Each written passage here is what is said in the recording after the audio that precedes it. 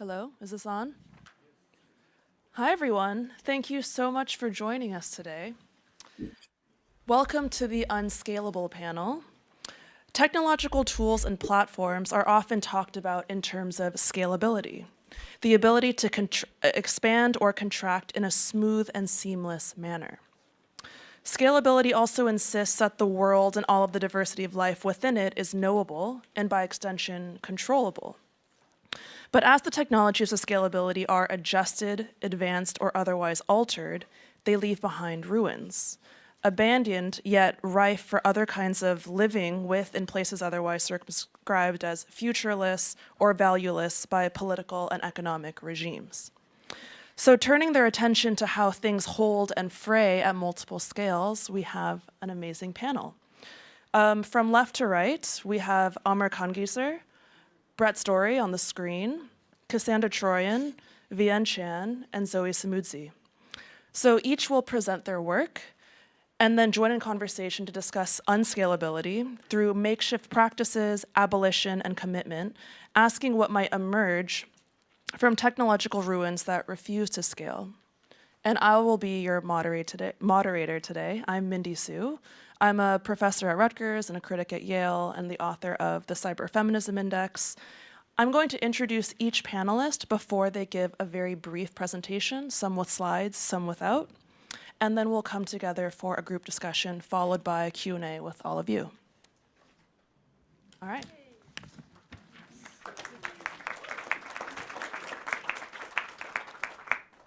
So first up, we have Kanngieser. Kanngieser is a geographer and sound artist. They are a Marie Sklodowska-Curie Research Fellow in Geohumanities at Royal Holloway, University of London. Their current projects amplify movements for self-determination in Oceania in relation to ongoing colonization through resource extraction, environmental racism, and ecological disaster. They are the author of Experimental Politics and the Making of Worlds, and Between Sound and Silence, Listening Toward Environmental Relations. Their audio work has been commissioned by BBC Radio, ABC Radio National, Deutschland Radio, Radio Macba, the National History Museum London, the Museum of Modern Art Warsaw, among many others. So with that, I'll give it to you. Thank you. Is it on? Okay. Thank you. Hi. Thank you, Mindy, for that introduction. So as Mindy introduced, my name is Kanngieser, and I'm a sound artist, geographer, and sonic ethnographer. Is this slide going to come up? Can you? It is? Okay, great. It's on that side. Right. Okay. There you go. So I am German-Australian, and I'm a settler colonizer living most often on the unceded lands of the Woiwurrung and Bunurong people of the East Kulin Nations in so-called Melbourne, Australia.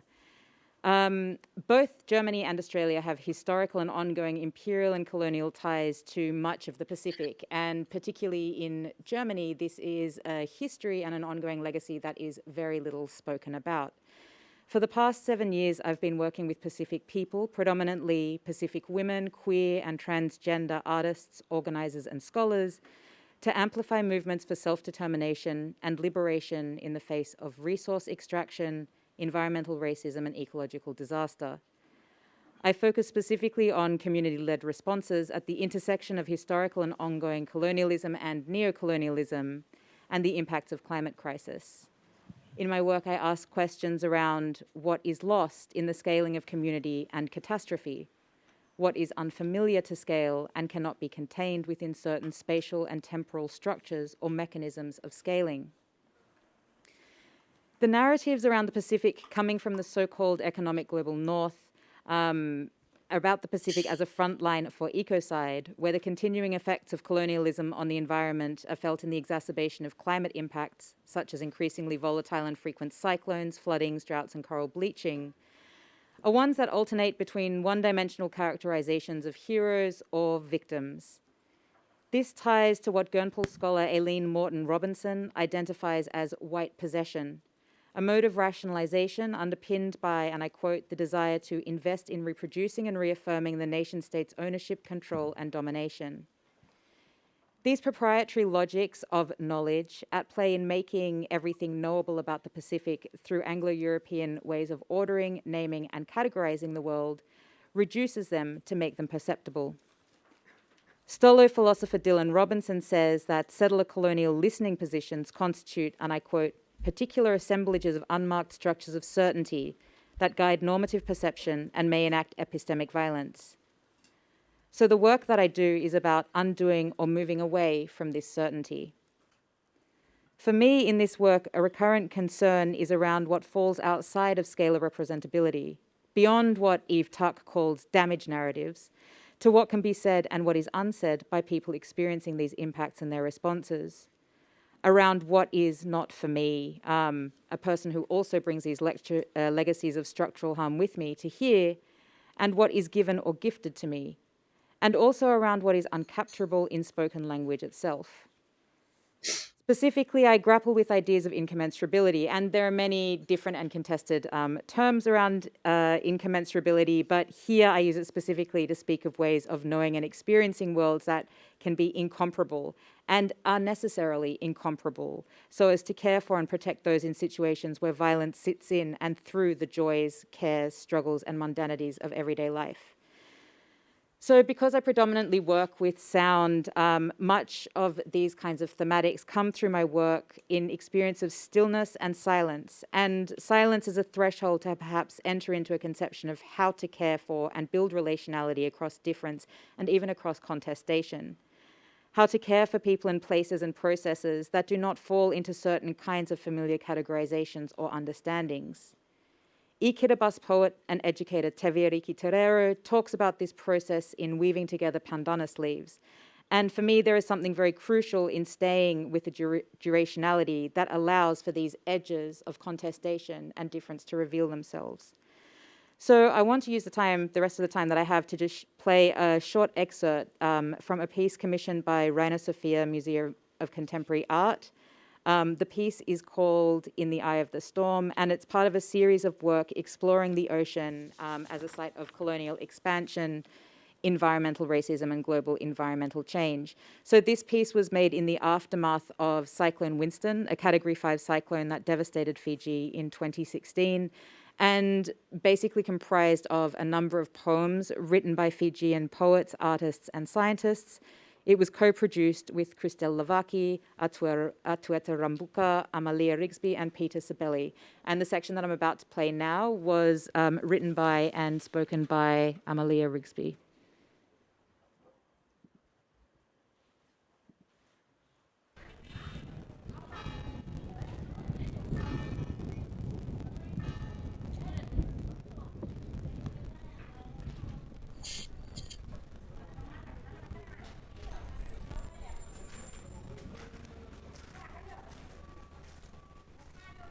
I remember my aunt telling me about Cyclone Millie of 1976. In our village, there's a ground right next to the Catholic Church that no one walks across and no one plays on. It's been over 40 years, but the memory of that day still lives on. Even before I knew the story behind it, Sorry, there's something going on with the audio.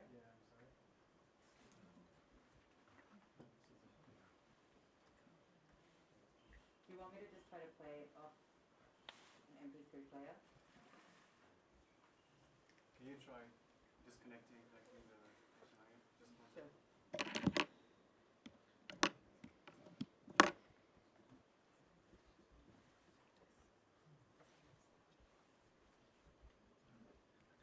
I can also just play it through another audio player if you want. That would be good, yeah.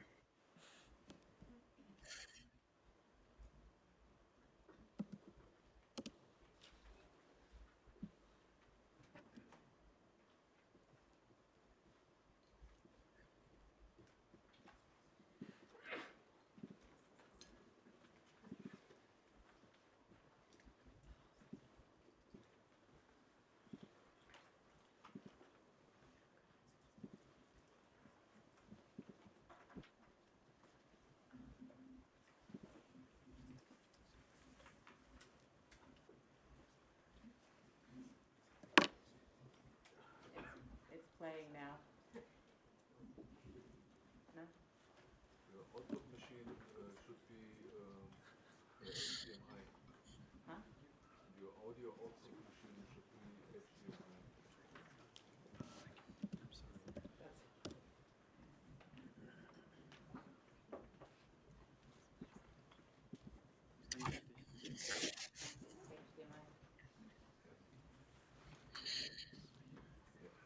Yeah. Does not work. Kommt was? No, doesn't work. Should. Doesn't work.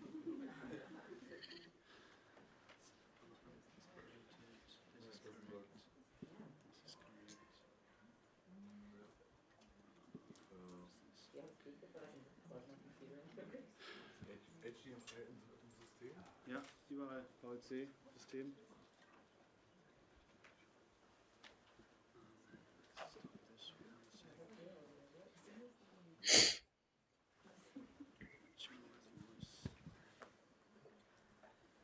Can you just open the, Do you want the file file? the website? Yeah. System only.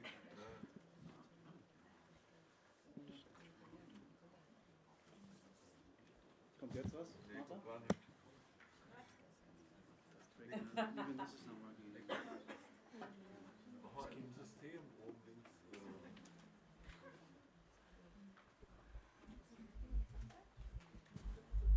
It was just working, right? It was clean. Sieht gut aus.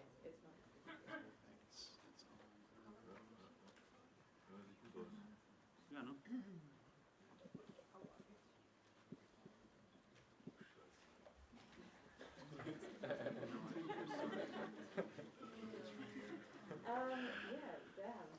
I mean, you can read the words, but it's kind of Let me try one more time.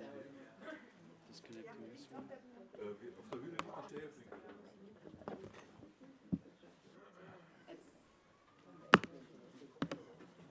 Ja.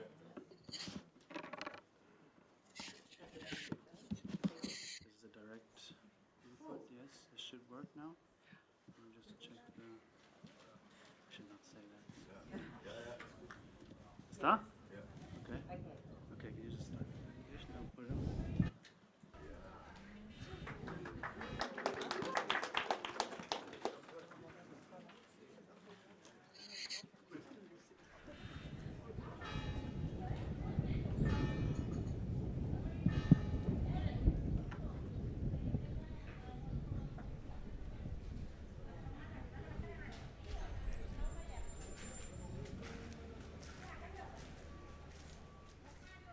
I remember my aunt telling me about Cyclone Melly of 1976. In our village, there's a ground right next to the Catholic Church that no one walks across and no one plays on. It's been over 40 years, but the memory of that day still lives on. Even before I knew the story behind it, I knew it was Istanbul. It was just one of those things that you felt, that you knew, without anyone ever having to tell you. My aunt says that during Cyclone Melly, the people, my people, ran to the one structure that they trusted to keep them safe, the church. And there they stayed through the storm even after they began to feel the building start to lurch.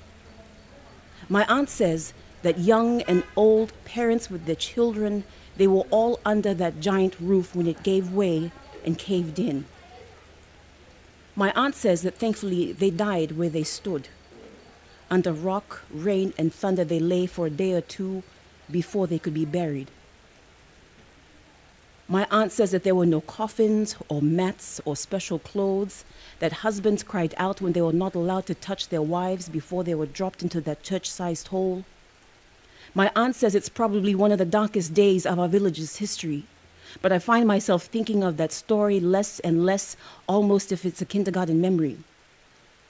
Only in the 21st century can the memory of a mass grave be turned into something so mundane.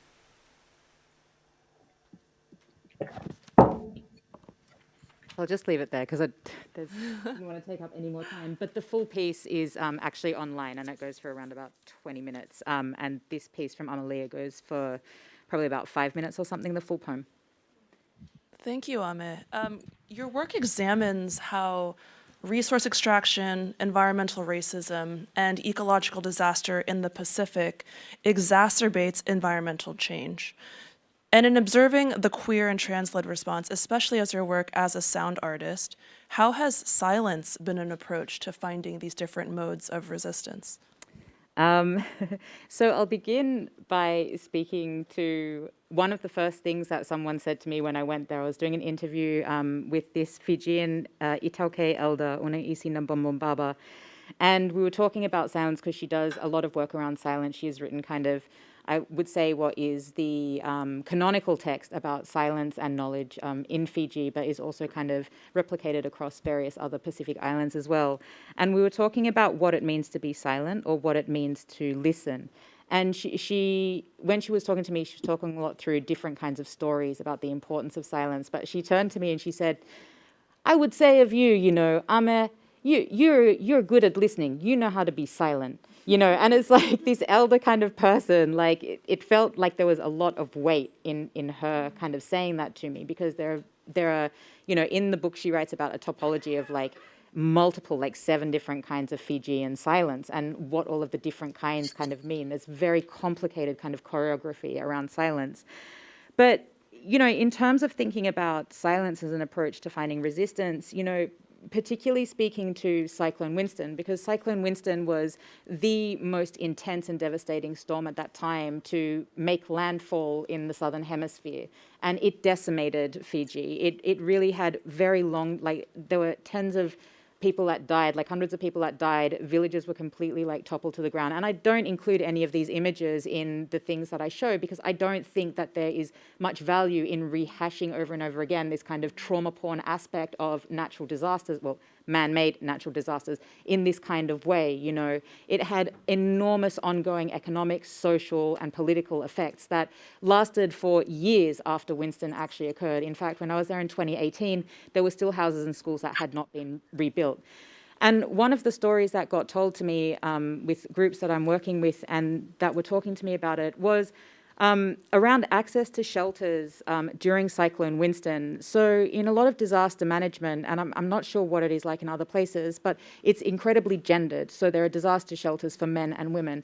And this entirely left out the trans community and a large part as well, the queer community. So there's a lot of very complicated issues around inclusion and exclusion in terms of access to disaster shelters. And one of the things that happened, and I don't actually want to talk about this too much because it's not necessarily my story to tell in this particular setting, but one of the things that happened was that a lot of trans and queer people were not able to find shelter during the cyclone and were forced to shelter in places that were, like what Amalia talks about with the church, like very unstable structures and forced to take care of themselves. And when talking to people about this, the role that silence in how these stories were narrated to me and how the ways that people took care of each other were narrated to me, it always felt to me, because I spent a lot of time like talking to people and having conversations with people about this, was around this kind of finding the edges of what could be said and what couldn't be said, and how to actually think about like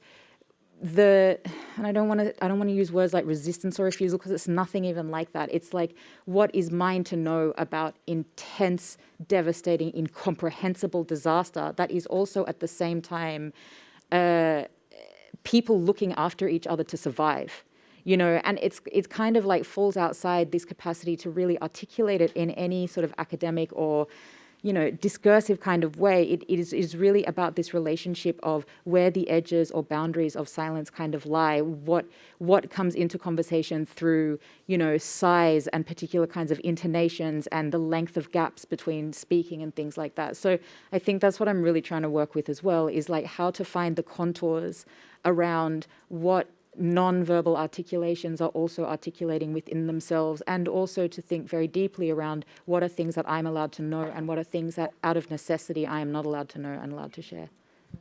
Yeah, I think that's so powerful, this idea that you're able to find communion after being ostracized, ultimately because it's your only option. But perhaps these is how some of these grassroots networks are built, and we'll unpack more of that during the panel. With that, I'd like to move to Brett Story, who is online. We can toggle to her. Hi, Brett. I think you can switch to Hi. that camera. So, to give Brett a quick introduction, Brett Story is an award winning filmmaker and geographer based out of Toronto. Her films have screened in theaters and festivals widely, including at CPH DOX, South by Southwest, Hot Docs, and Sheffield Doc Fest.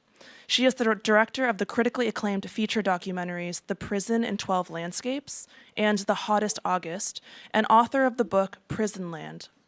Brett has held fellowships from the Guggenheim Foundation and the Sundance Documentary Institute, and she was named one of Variety's 10 documentary filmmakers to watch in 2019.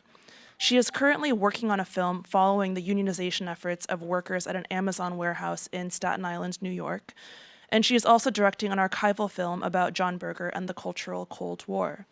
So, Brett, if you'd like to give us a brief introduction to your work, I'll hand it over to you. Sure. Hi, everyone. I'm very envious. I wish I was there sharing space with all of you. And I'm going to apologize because there is a 3-year-old crying for me just outside that door. She might make an appearance.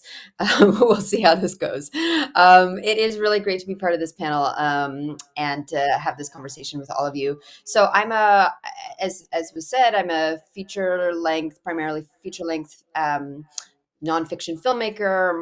My work tends to take on questions of political inquiry, and I often take a very formalist, research informed approach to political questions. So I triangulate in my work between form, method, and subject matter. My current project takes on a slightly different form in that I'm actually using an observational approach to my current film, which is new territory for me and fraught for lots of reasons. But I think the observational mode does afford certain insights some of which I'm excited to share. So in March of 2021, I began filming with a group of workers, one of them recently fired, who'd been agitating against their employer and around the working conditions at their warehouse. Their employer is Amazon, and the fired worker was a man named Chris Smalls. In 2020, Chris Smalls helped organize a protest outside of his warehouse, which is called JFK 8, in response to inadequate health and safety measures taken by the company at the height of the pandemic. Within 2 hours of the walkout, Amazon fired him. And subsequent to that, a memo was leaked in which Chris, a 30 something African American man, was described by company brass as not smart or articulate in a meeting with Jeff Bezos. That, it would turn out, would be a very big mistake on the part of the company. Smalls immediately formed a group called the Congress of Essential Workers with some friends and colleagues and began speaking out. I really hope you can't hear that wailing behind me. Um, Fast forward to a year later when, in the wake of the Amazon election loss in Bessemer, Alabama, I'm not sure if people are aware of this campaign, but there was a union attempt in Alabama. And unfortunately, it was defeated. In the wake of that, Smalls and a very small multiracial group of fellow workers decided to begin their own unionization campaign, and we started filming with them from basically this moment on. And they decided they would do it entirely alone without any help or support. Not that it was being offered, but no support from an established or national union. They formed what they called the Independent Amazon Labor Union, set up a tent right beside the bus stop across from the warehouse where they worked, and spent the next 11 months talking to workers, collecting election signatures, and really learning in real time to become political organizers. This is not a group of people who had political organizing experience, activist organizing experience. I'm going to show a small clip, but just before that, just to bring in this question of scale, I mean, to describe them in the most sort of basic scalular terms, they were very small. At their height, I mean, they still are in many ways. At their height, it was 25 organizers, but most days and most nights, because they sat at this tent day and night for 11 months, there were 4, 5, maybe 6 of them. Very little money, no support. And, it's sort of easy to forget now that we all know that they ended up winning their election, that for all of this period, really up until the day that the election results were announced, no one really believed that they could win. especially against the largest and richest company on the planet. So scale is really important in my own approach to this project, and I can get into it in a minute. Um, and I'll just say, as a geographer,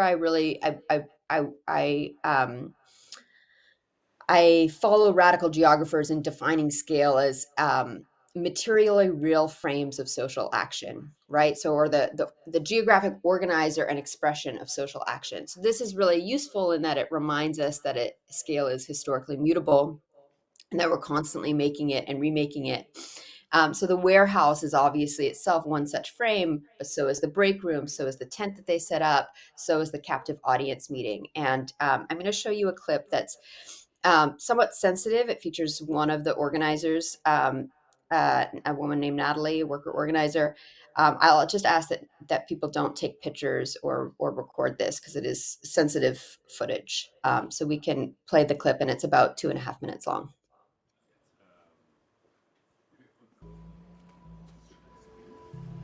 My dad, he was a very smart man, he taught me two things in life.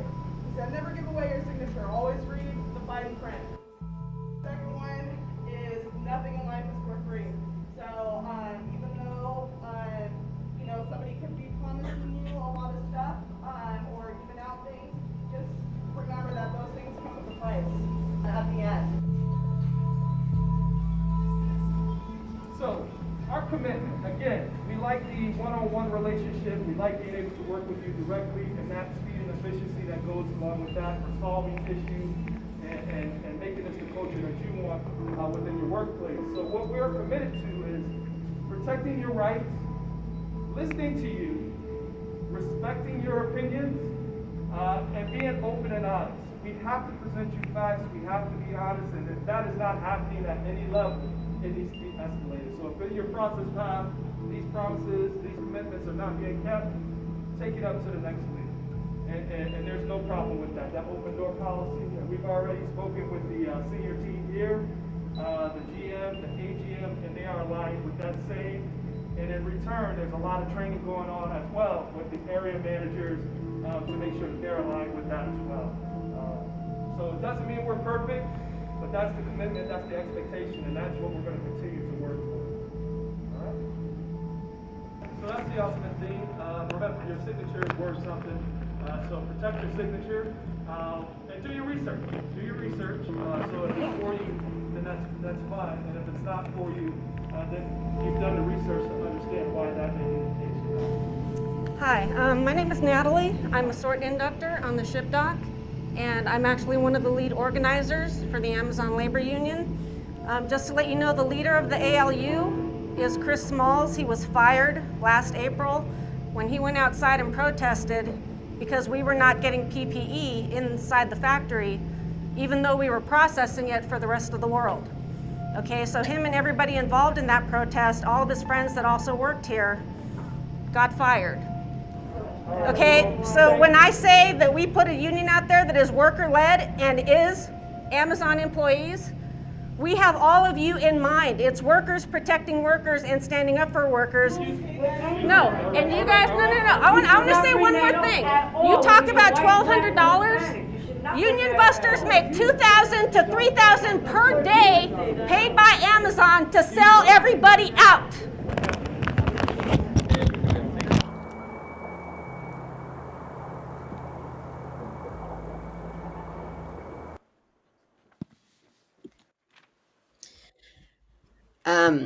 So yeah, lots that I can say about this clip, but just briefly, how does the question of scale relate to this project? I mean, obviously, the most obvious way is just the sheer juxtaposition of scales. A company that, on the one hand, that conquered the global economy in a relatively short period of time through a rapacious model itself designed to conquer at scale.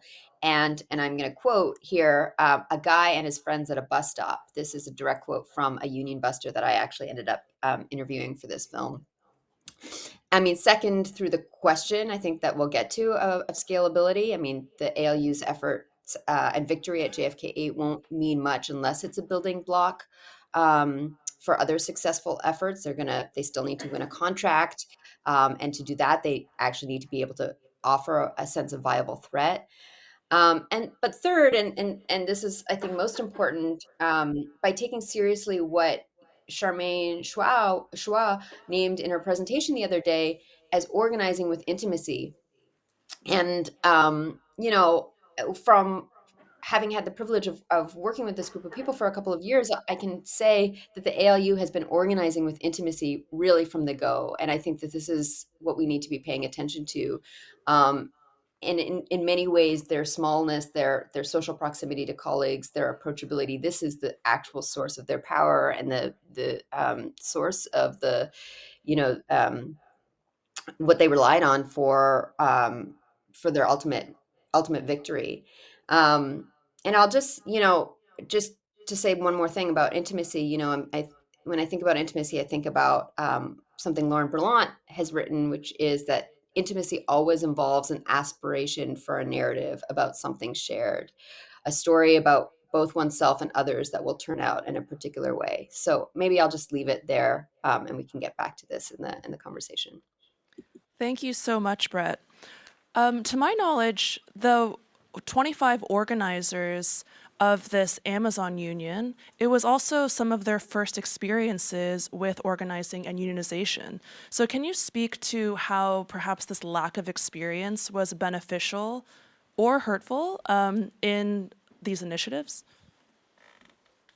Yeah, I mean, I think it's really important to understand that there are different stages to this struggle, and this first period in which it was really about convincing. I mean, worker to worker conversations, convincing workers on the shop floor to first sign cards. So in the United States, it's a very challenging process where to even get to the point where you can have an election, you need to convince the National Labor Relations Board that there's enough support for an election. So they spent about 8 or 9 months just collecting enough signatures to prove at the NLRB that they had enough support. And that was a struggle. And then it's about convincing people to come out and vote yes, right? And that I think that this sort of way in which they had declared themselves as independent, they were, all of them are current workers, many of whom had been workers for a long time. Derek Palmer is someone who everybody knew, he'd been working his shifts for years and years. People knew Chris. They had seen Chris, come out and speak on their behalf during the pandemic. And so even though he wasn't currently working, people under, people related to him as one of them.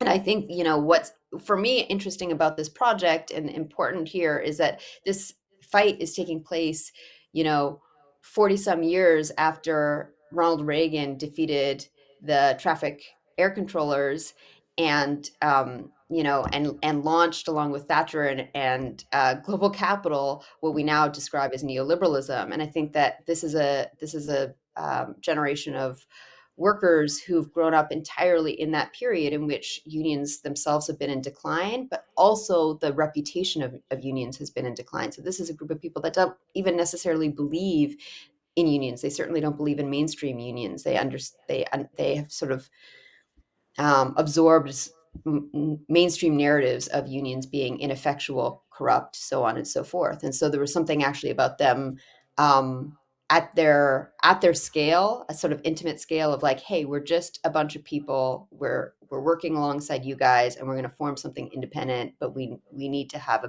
we need to some sort of structure to fight for better conditions here. That I think really. In some ways was the secret sauce of their success. Now, is that the same set of is that are those that intimacy, is that going to be enough at this next stage, which is about fighting for a contract? I'm not so sure, but I think that I think it was really important during this first stage of the effort. Thanks, Brett. And a quick follow-up. Is there a title or release date yet? Oh my God, there's no title, so any help is appreciated. We haven't been able to title this film. It's just called Untitled Labor Union Film, and we've had to keep a lot of it under wraps for obvious reasons. Actually, when Amazon filed an objection to the union victory, which they did legally, they cited our film crew 4 different times in their list of objections as evidence of interference. So we've had to be very, very careful. We continue to be careful, but we're hoping to release the film in about a year. So look out for it. We'll keep an eye out. Thanks so much, Brett. Okay, we're going to switch to Cassandra Troyan. Cassandra Troyan is a writer, artist, and researcher whose work explores the intersections of gendered violence, radical histories of resistance, and speculative futures beyond capital. Their cultural research investigates the conditions for harm caused by social and state forms of domination, whether that is through the technological apparatuses used to surveil endangered species or sex workers, or the types of solidarity necessary to confront crises of reproduction and ecological destruction. Their political, poetic, and theoretical interventions are always enacted towards an abolitionist horizon of liberation. They're also the authors of several books of multi-genre work, including Freedom and Prostitution, A Theory in Tears, and most recently, Against Capture. They teach theory, practice, and creative critical writing as a senior lecturer at Linnaeus University in Sweden. Hello, great. Thank you so much, Mindy. I was going to ask, can we try the sound on this first? I'm not playing this, but just because we'll see. Oh my God, okay, it works. Incredible, amazing. Thank the media lords above us. Okay, so yeah, thank you to everyone that's presented so far and to Transmediale, and I'm really excited and honored to be on this panel.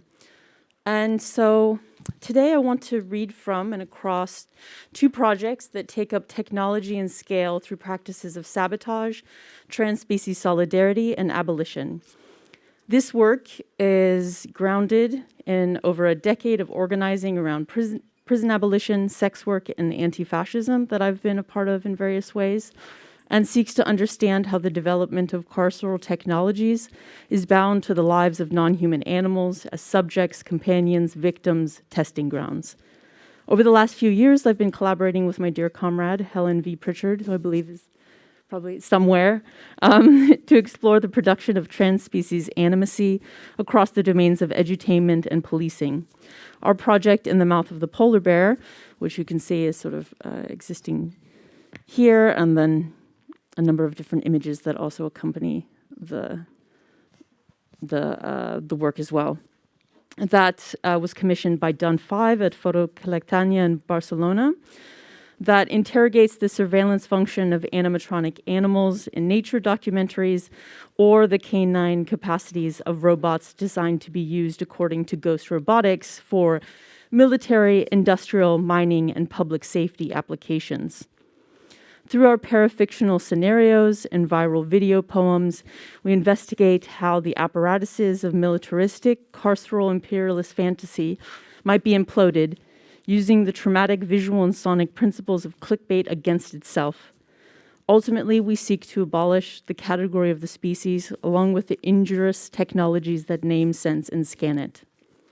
My recent publication, Against Capture, takes up the practice of abolition to imagine poetry as a technology of liberation. In the words of Mal Biagio, the collection is the poetic relative of, quote, the essential anti-cop tactic of the de-arrest. Forged in the struggle against borders, prisons, and all forms of incarceration, this dream of freedom is rooted in love and guided by the critter comrades who fill this work with militant joy. And so now I will, and so this work is also comprised of a number of different videos that we have created and these sort of texts that live on this site. And so I will read the accompanying text while we watch the film.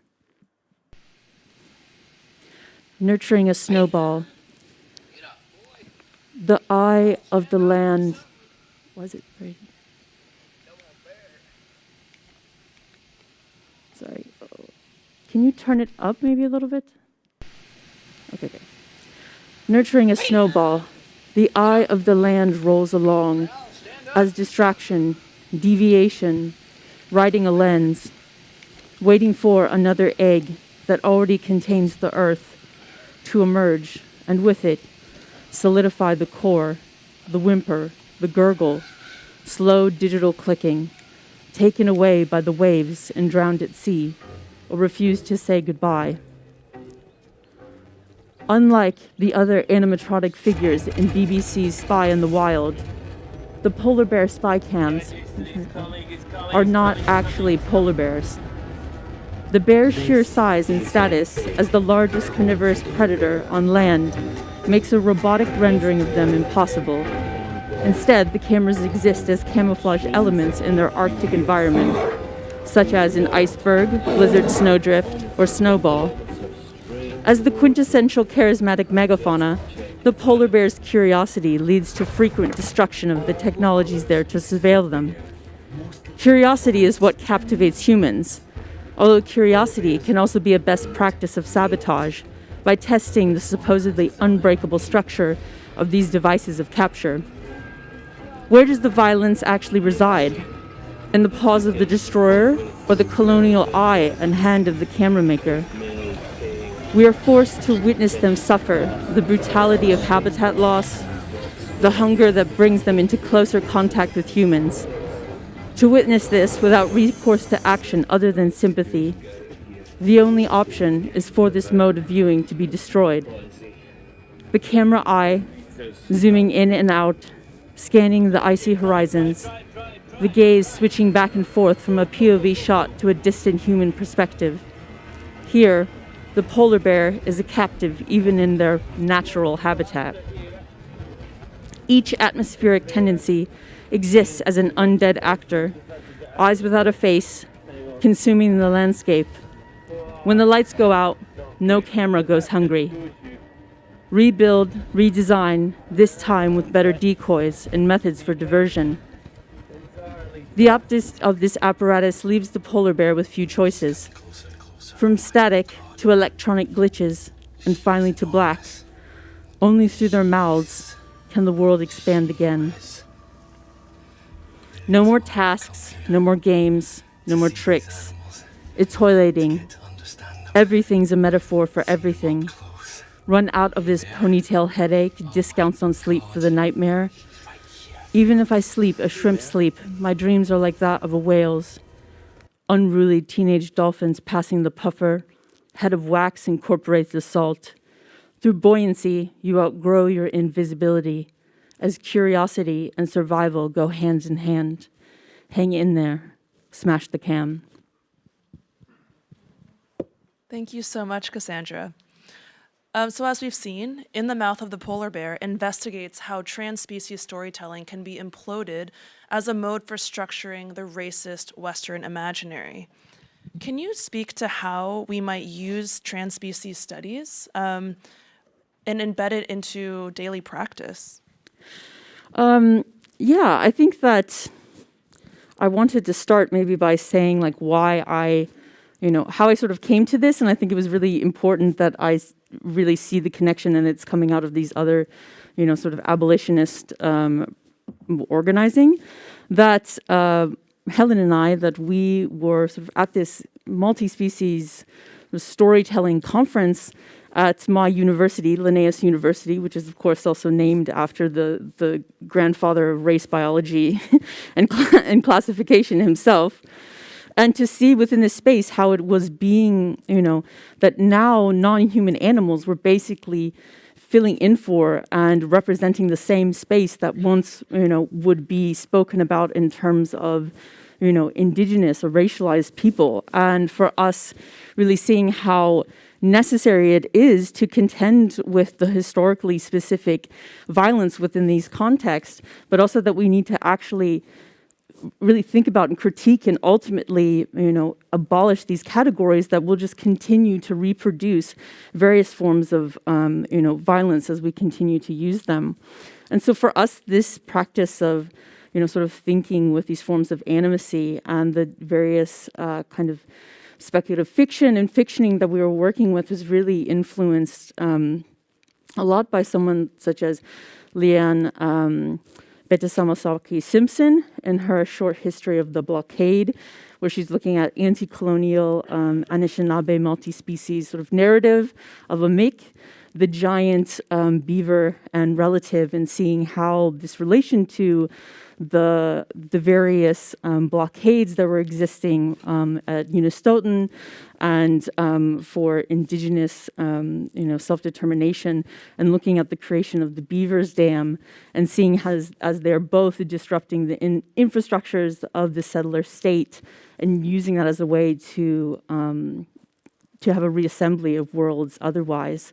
And so that, I think that has been something that's very important for, kind of the impetus of why this particular form of, maybe storytelling.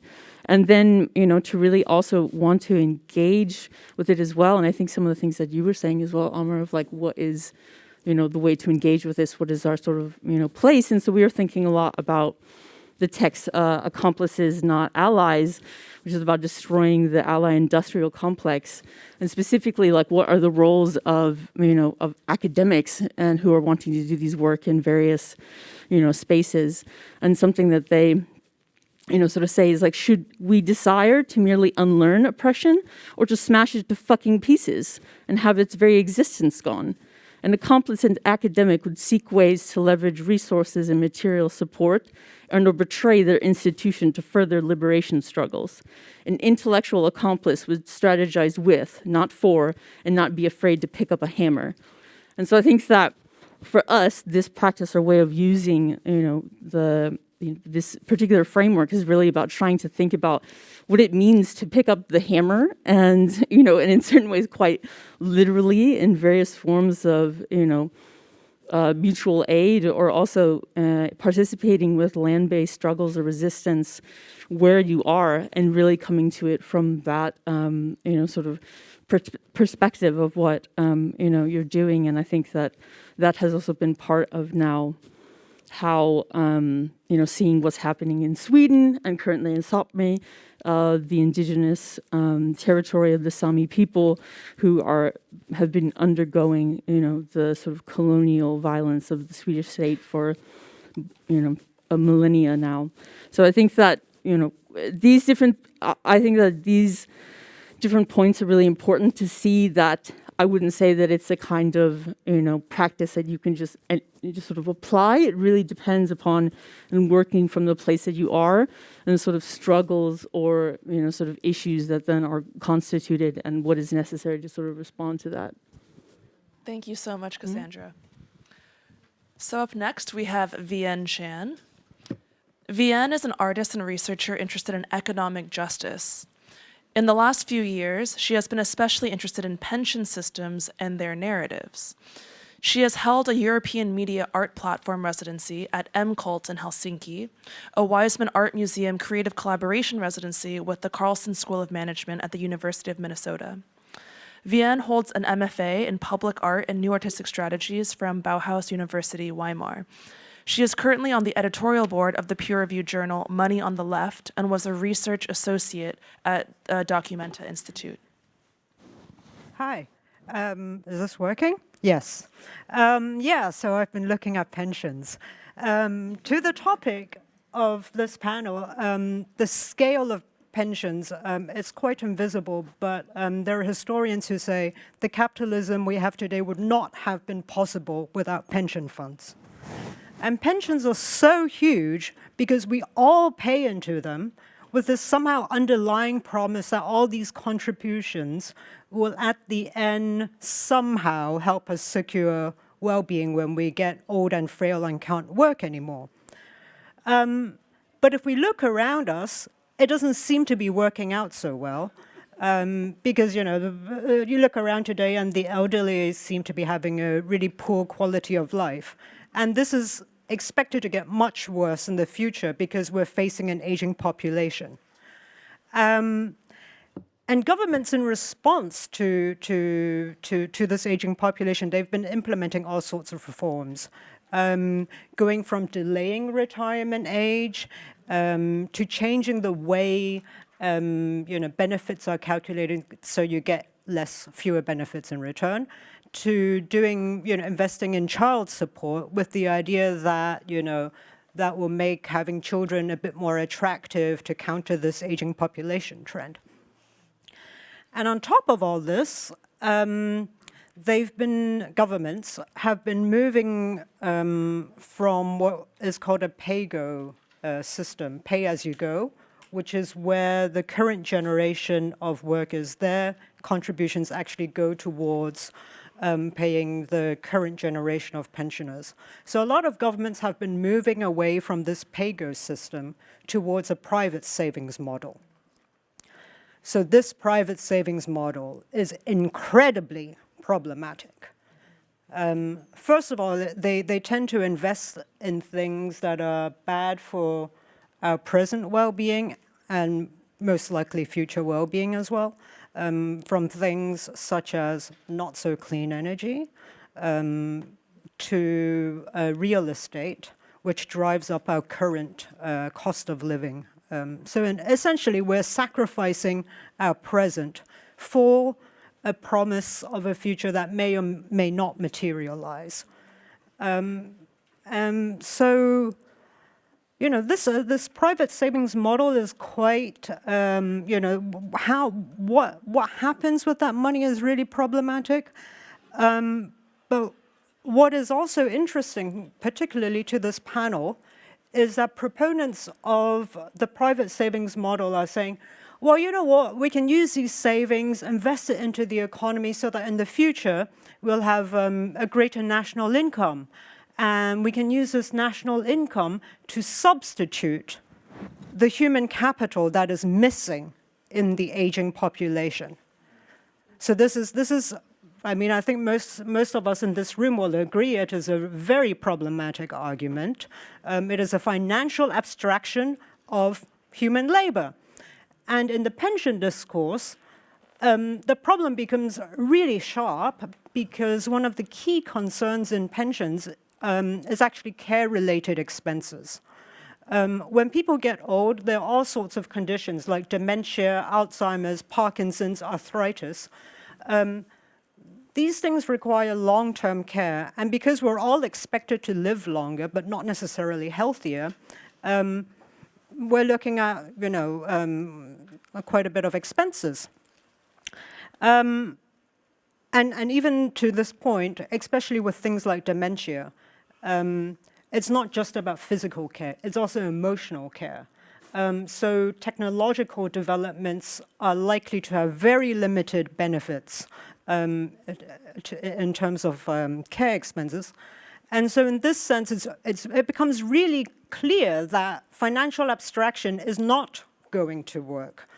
You cannot further abstractize this very physical and very real need for care. So, but then people keep saying, well, you know, with all this extra financial capital, what we can do is we can import care workers from developing economies. They're willing to work for less in, you know, in care work, which no one wants to do. But then this actually depends on maintaining inequality between developed and developing economies.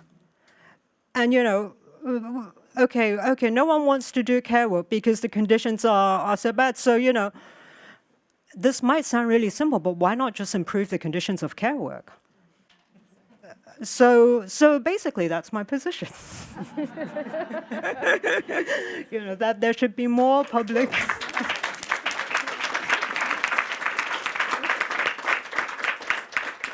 Yeah, so that there should be more public investment into the public provision of care work, which can also potentially counter this financial abstraction that is happening.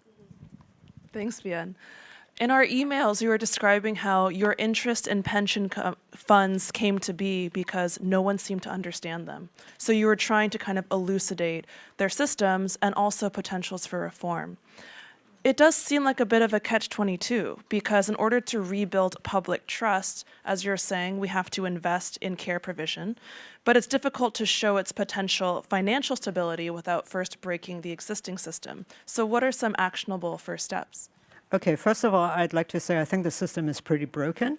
And in terms of this financial stability or instability stuff that gets thrown around all the time whenever we enter a discourse about how can we make things better, well, actually not so the Norwegian sovereign wealth fund just lost 14% of its assets. So the financial system is not stable.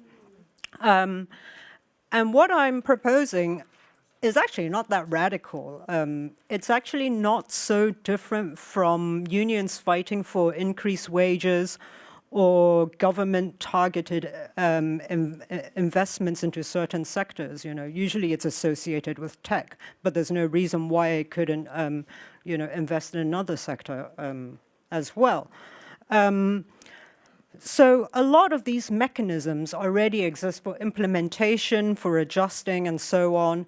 And, so I guess a lot of this instability thing, there's this fear of inflation, which we're going through right now. Which we're actually experiencing inflation. But inflation is not just about workers having too much money. It's also about suppliers increasing prices. And the public provision of certain services, such as care services, can then counter this. Actually, it's called conflict inflation, where you have workers wanting better wages and suppliers wanting higher profits. So a public provision can potentially counter this conflict inflation cycle. As for actionable steps, I think first of all it would be important to go beyond the discourse of a basic income, because someone always has to do the work. And then intersectoral solidarity, that's really important. Joining existing labor movements, such as with the Amazon union workers, but not limited to. There are also pension protests, not so much in Germany right now, but if we look just over the border in France, their country is in a standstill right now because they are directly contesting pension reforms. Yeah. Thank you so much, Vienne. Okay, last but not least, and then we'll move into our panel. So Zoe Samudzi is an SCI Fellow and Assistant Professor in Photography at the Rhode Island School of Design.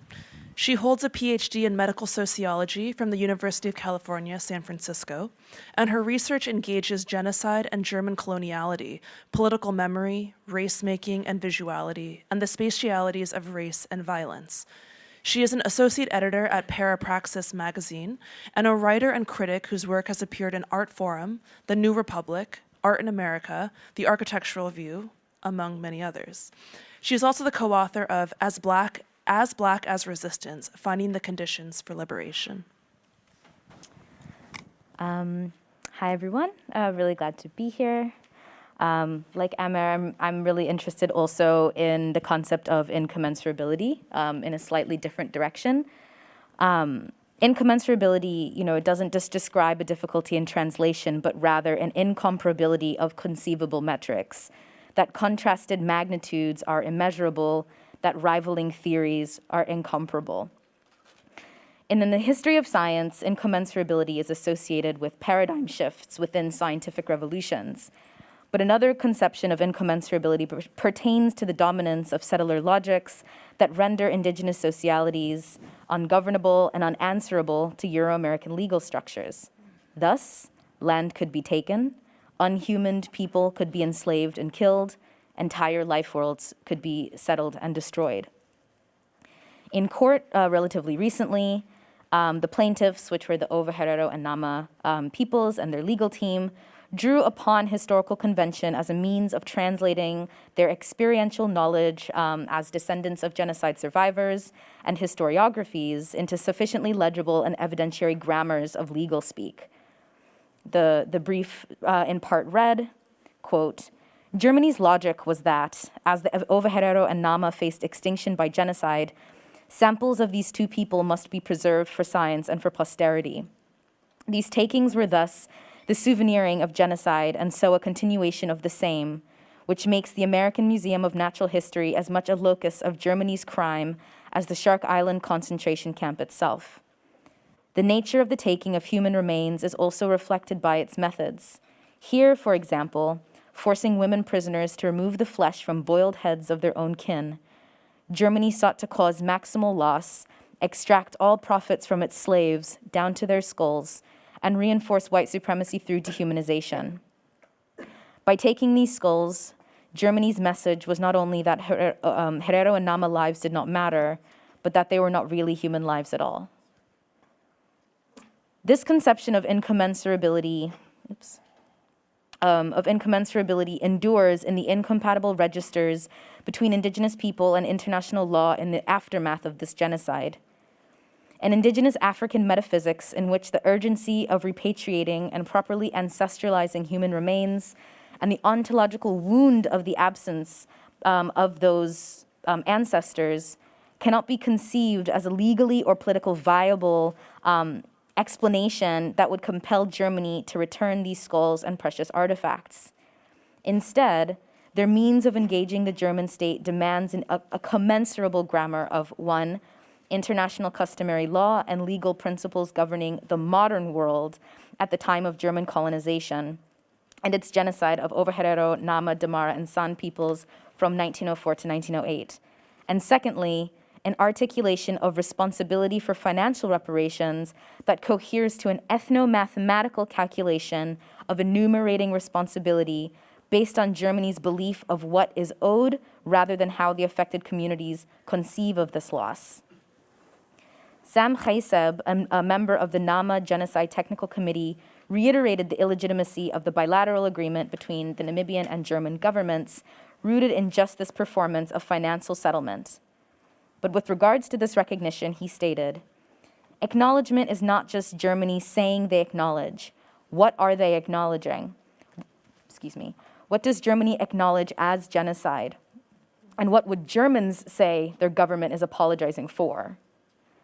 Following Chaiseb, Rechavia Taylor and Moses ask, if reparations are to any degree monetary, then how does German officialdom, lawyers, diplomats, and politicians, for example, engage with the question of to whom a debt is to be owed and how is that debt understood and articulated, if at all?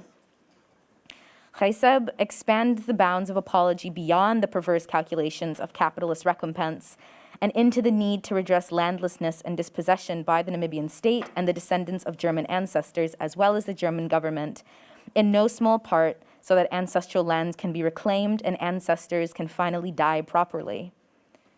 The community's conception of apology as an act of comprehensive repair is a far-reaching and restorative justice-driven recognition of the genocide's afterlife beyond the purview of nation-state bilateralism and exculpatory German apology in the name of reconciliation. They are articulating recognition as a grammar of futurity that demands an ontological shift and an ontological correction that encompasses the ongoing incarceration of human remains and other material objects, land enclosure and the theft of ancestral territories, and the diaspora that was forcibly created by the genocide. The structural change that accommodates and expands the field of what is legible and commensurable then is this revolutionary paradigm shift. Thank you so much, Zoe. So your work is addressing how state resources are deployed in an attempt to resolve some demographic or geopolitical issues. And we have come to be very familiar with colonial structure, of how colonial structures are globalized. Mm-hmm. But can you explain a decolonial process in Germany that attempts to dismantle this sort of racial domination? Yeah. So someone actually asked a question about this recently when I was speaking with Nolan Oswald Dennis at the, sixth panelist. No. At the CCA Berlin. And I think that my answer was not one that especially pleased the audience member, though I couldn't see their face. But what I said was, I think that you should be very careful about answering questions that you don't actually want, or asking questions that you don't actually want the answer to. But when I think about it kind of globally, first, out of a fear of the way that decoloniality is treated like a metaphor, I want to say that I think that decolonization, like abolition, feels much more like a political horizon than something that can be done to things. And I think often about these ongoing conversations about decolonizing the museum, but you cannot decolonize a thing that is inherently colonial, right? You cannot decolonize a nation state. You cannot decolonize a university. You cannot decolonize a museum, especially because, you know, the exhibitionary nature of the museum, by definition, puts it into kind of structural conversation with the prison. But with regards to kind of decolonial forms, I think what I would say is that there's a very important clarification that I think is really warranted in this kind of question. And it's a question, or it's one that is put forward by Sabelo Ndlovu-Gatsheni, who is a kind of decolonial scholar, which I still, after all of that, feel silly saying. And he makes a distinction between emancipation and liberation. And in Scenes of Subjection, Saidiya Hartman talks about how emancipation institutes debt, that after enslaved people were emancipated, they then became indebted to whiteness, to the planter class, through these structures of sharecropping, through these new mechanisms of enclosure outside of chattel slavery. And if we think about kind of internationally and we think about global liberation struggles, it is this emancipation that led to new forms of forced integration into racial modernity via the Westphalian system and racial capitalism. And this emancipation is also how we have historicized liberation movements. And I think that the first important thing that we have to do is to not confuse the two things. That's excellent. Thank you so much. We're running very short on time. I have a lot of questions, but I'm going to try to get through as many as possible, but we will have time at the end for a Q&A. So this panel's focus on scalability comes from the anthropologist Anna Singh's call for listening attentively to a multitude of voices, human and non-human, to rethink modes of collaboration across difference. So in Singh's conceptual framework, scalability is not negative or positive. It's neutral, and that's due to the inevitability of contamination. And these are desirable forms of disturbance that create conditions for change. So what are your observations of contamination and your distinct practices, especially in scalable structures? Oh, I'll go. Great. So I can't claim to be any expert on this, but I think the way protests become an enactment of rights, especially in the case of the Gilets jaunes, the yellow vests in France that started, was it 2018, I think, or even earlier, that crossed the political spectrum. It included people from the far right to the far left, but they were basically fighting together for, I guess different people had different interests, but they were basically fighting against Macron's initial proposal of a fuel tax. So it was this expansion of basically this Macronian lack of welfare state that pushed to go towards this new form of organization. Also, there's 3 mics on this table in case everyone wants to just have one in hand. I have to pass the baton. Who's going?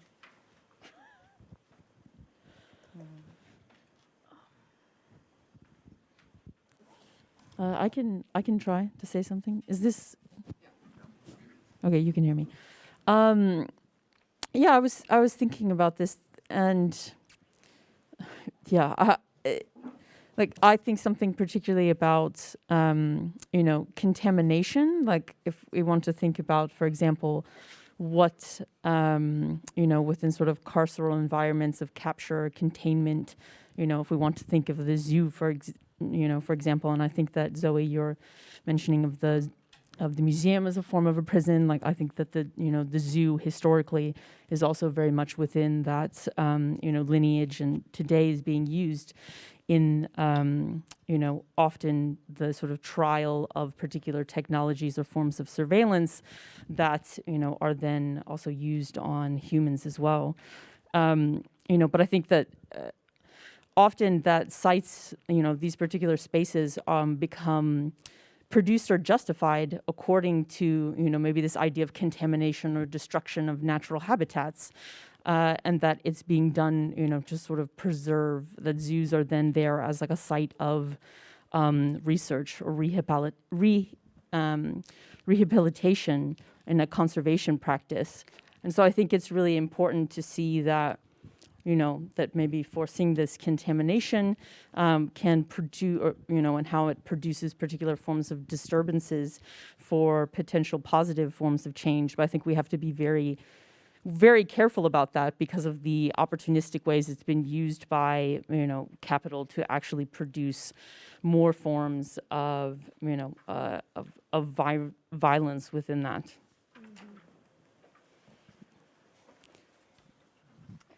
Yeah, I think it's a really interesting question, and I thought about it from a lot of different angles, actually, particularly around relationality and building relations. But I think, where it is very, very clear is, particularly within climate justice spaces, is this kind of oversaturation of an institutionalization of ideas around climate justice through NGOs, through academic institutions, through artistic labor, through all of these different kinds of practices.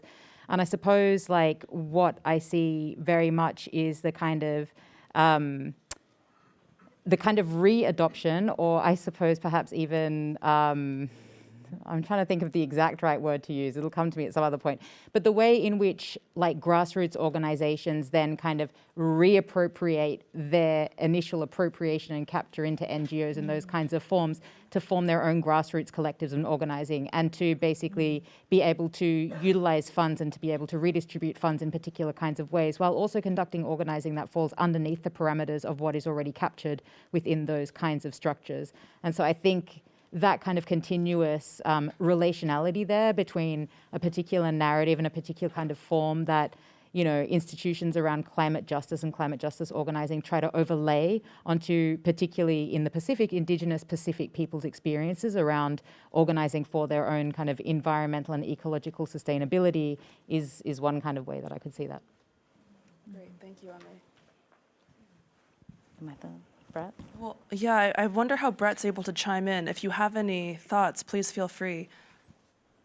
Yeah, I may have missed the question, but I think I got it. I mean, mainly I've been thinking about it in terms of, on a really basic level, like how challenging power is at any scale, and I think anyone who's been part of not just an activist organization, but any kind of institution is maybe even feeling this at this moment. Is certainly something we're witnessing with the ALU, where, I described the organization as Black-led but multiracial, and I think multiracial, multi-class organizing is incredibly fragile and fraught, and there's part of what happens as like ordinary life in era of all types of forms of crisis and catastrophe is that power is like modicums of power when they're felt within a context where scarcity is all that people have known, get dealt with in incredibly complicated ways. And so I feel like I'm sort of, I'm deliberately being slightly vague here because, I think that in the sort of internal workings of the ALU are not for me to describe to people, but I feel like part of what I've been thinking about in the making of this film, and in terms of the responsibility of how using footage that is essentially about like the challenges of real-time organizing for ordinary people in today's economy, is thinking about how this group of people are themselves negotiating power and negotiating very real fault lines of class and race. So one of the dynamics within a lot of union organizing efforts right now is a sort of axes between non-salts and salts. And for those of you who don't know, a salt is someone who goes into a workplace deliberately in order to organize. Often a salt comes from an established union, has a background organizing or labor organizing, and they infiltrate a workplace deliberately to engage in organizing efforts. Often, and in the case of the ALU, most of the salts have never actually been part of organizing efforts, but they have the political impetus too. So they've deliberately gotten jobs at Amazon in order to organize, despite also being having real needs, financial needs, that leads them to that work. And so that becomes this really fragile fault line that demands constant negotiation. And so there's just, the fight is on multiple fronts. And yeah, that's sort of like, I think, part of the sort of challenge of thinking about, when when does scalability actually serve a political effort, and when does it not? I think for me, as a researcher, and as someone who is not a part of the kind of indigenous, ethnic, whatever community that my research is about, I think that it feels kind of weird to call it contamination, but I think that one thing that's incredibly important is a kind of reordering of scholarly priorities.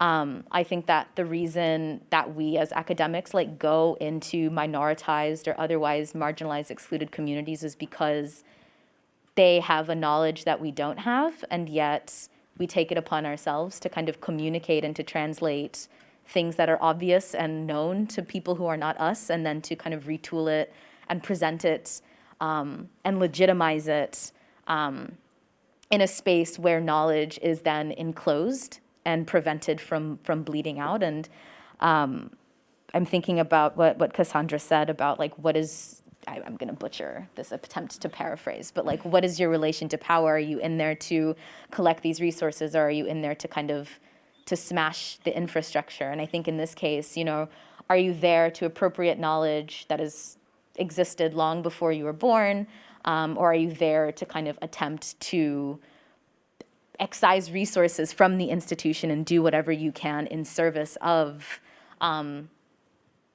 even saying democratizing knowledge feels gross, because, but it almost, and this is, I think, the thing, part of the reason it's so hard to talk about it is because so much of the language that kind of moves knowledge production into a better direction is kind of patronizing, that we've put ourselves into this position to redistribute the knowledge to everyone so that everyone has a claim to it, rather than figuring out ways of writing and presenting and translating that put us behind the people who know much more than we do.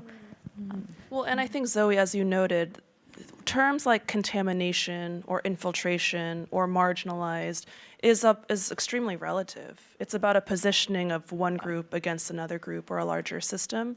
So rethinking that balance or distinction is also probably worthwhile. Can I quickly sort of follow up? It's then a question maybe for everyone, but I think, Zoe, something you were saying about this, it seems very connected to this, as you were saying, also the difference between emancipation and liberation, and thinking about, well, what happens with this knowledge if it still is circulating within the institution, within these other spaces that we say ultimately are going to be, held to the structures that they were made through. So I think that's a really, that is so important. Yeah, and also, to add to that as well, there are already at this point in time so many ways of conducting research that have been determined, for instance, in the Pacific by Indigenous Pacific scholars themselves. Linda Tuiwai-Smith's book, there is so much work that's actually available that literally is a guide as to how to conduct this research properly. And I think, maybe accentuating those kinds of things as well, it's not like we don't actually have to figure anything out. It's already all there. They're literally, the Sun just wrote one a couple of years ago, and it was the first one of its kind from an indigenous community on the continent. But indigenous communities have literally written codes of conduct for researchers, about how they want to be approached, if they want you to approach at all, about how they want to be talked about how they want to be engaged. And so you can literally just follow the list that they have taken the time to write for you. Yeah, it's all there. So just looking at this timer, we have about 14 minutes left. So I'm going to ask one question. We'll see if we have questions from the audience. If not, I'll ask a couple more. But maybe this is the time to shape some in your own minds. Scalability has the connotation of scaling large. But of course, there are also acts of intentionally scaling small to the benefit of a lot of these grassroots organizational networks. So what are the benefits, potential, of scaling large or small, and is unscaling actually the goal? Can, Do you go. I think for me, the kind of gold standard of thinking about scale are the Zapatistas. So like in 1994, they started fighting the government, and they were like, actually, this is a really terrible idea. In no small part because they recognized that like state capture is itself the problem.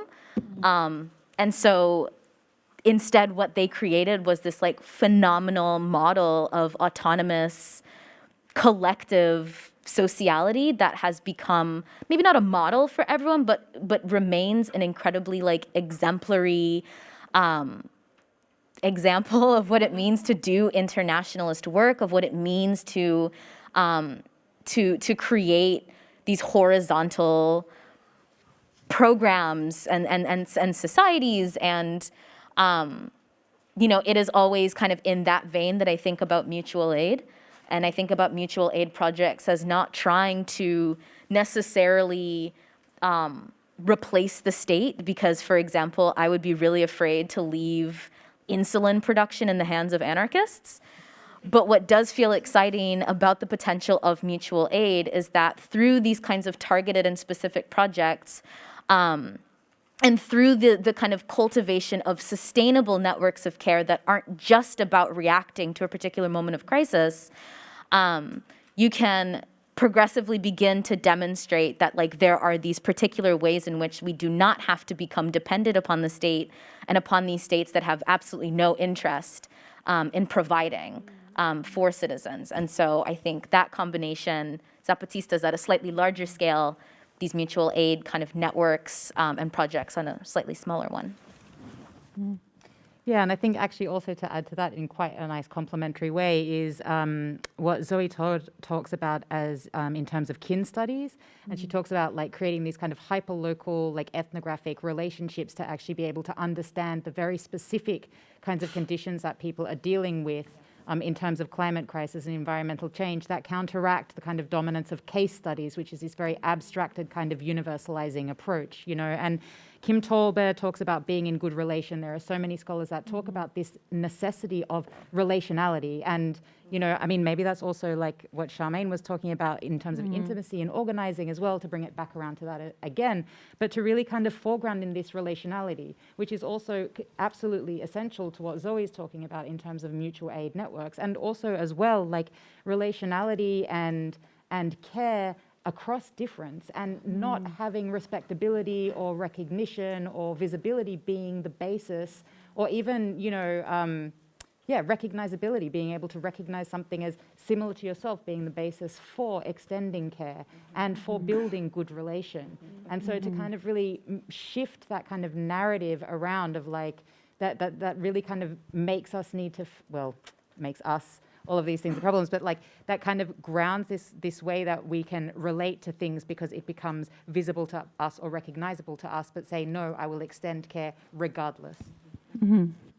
I think that also really follows upon the panel that was happening last night about the counter-cloud action, and Miriam talking a lot about the sort of existence of coalition building and thinking about what that actually means in terms of, and I think that Charmaine, thinking about how we can sort of think at scale, but organize it, at intimacy, and seeing how, that kind of coalition building.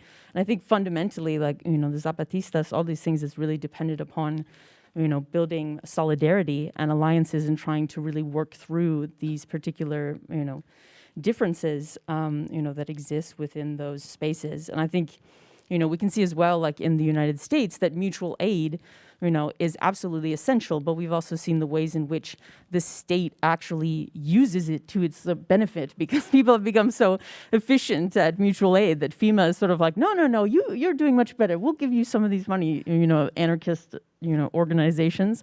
So I think to really think about it as one part of like a diversity of tactics that, ultimately, as we're saying, is like, abolition is like the project, and it's also the horizon that is built upon, the everyday actions, such as, the great abolitionist organizer, Miriam Kava, who says, nothing that we do that is worthwhile is done alone. So.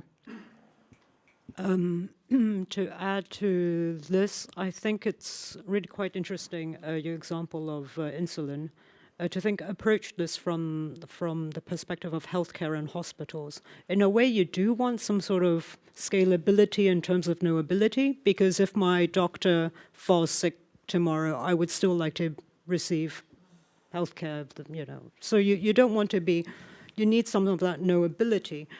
And while scaling downwards, even though I am not a fan of this binary approach to scaling, it doesn't necessarily entail that we have multiple of things, but it can often entail having multiple of things because you're smaller.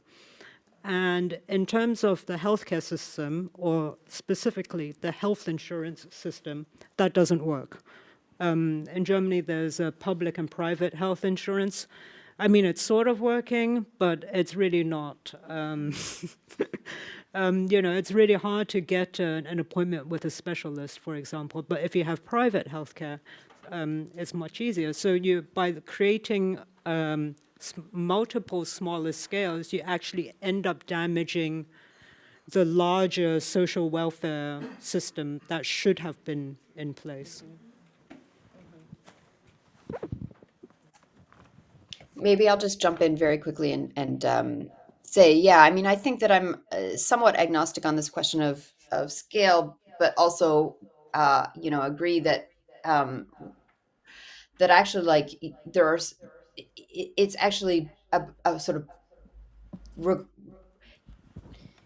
it involves political thinking about the need at that moment, and the way in which political force can be leveraged. So when I think about the labor movement, I think about, like, the relationship between Amazon as a logistics company, as a retail company, as a cloud computing company, and its global dominance. I mean, the question of labor power is an international question, right? So there's we have immediacy on the one hand, and intimacy on the one hand, but we also have this question of how are you actually going to leverage real labor power against something that has organized itself as a global entity through an incredible, global supply chain and logistics knowledge. And I think that demands that we think politically and strategically about, the dialectic between intimacy and scaling up labor action in order to be effective. Thank you, Brett. Any questions from the audience? Should I hand a mic?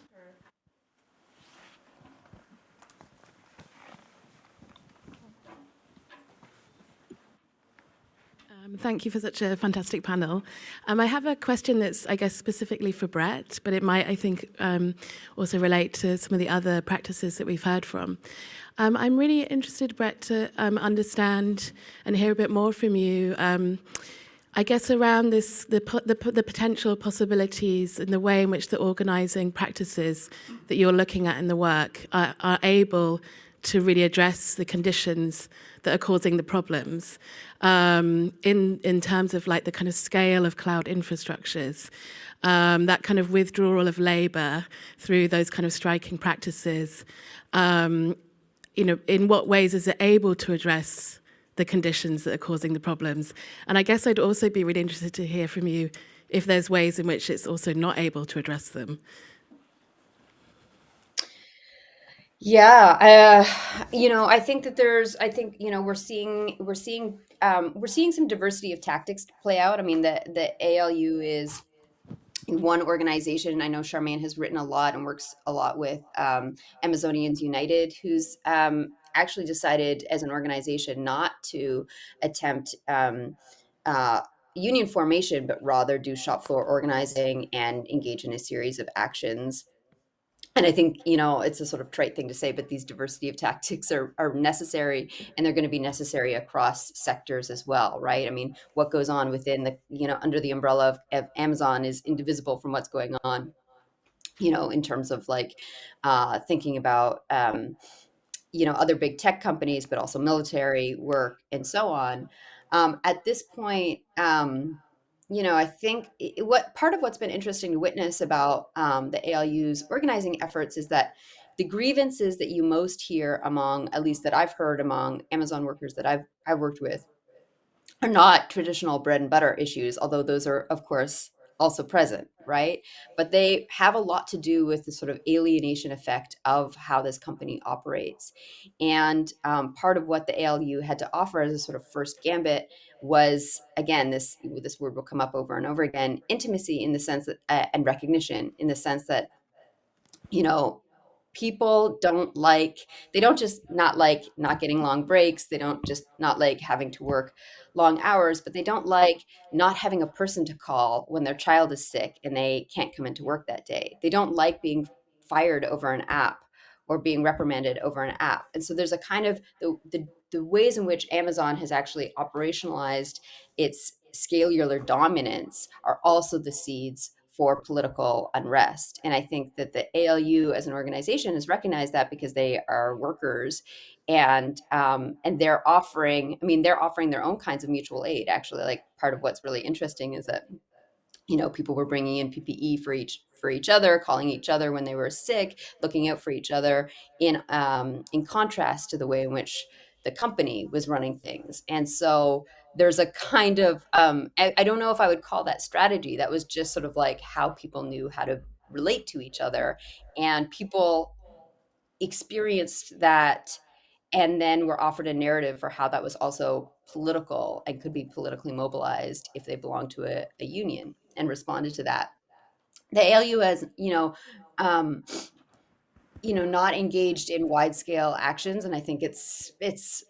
I'm not sure that they would call themselves strike ready, for example, and I think that that's obviously sort of one front of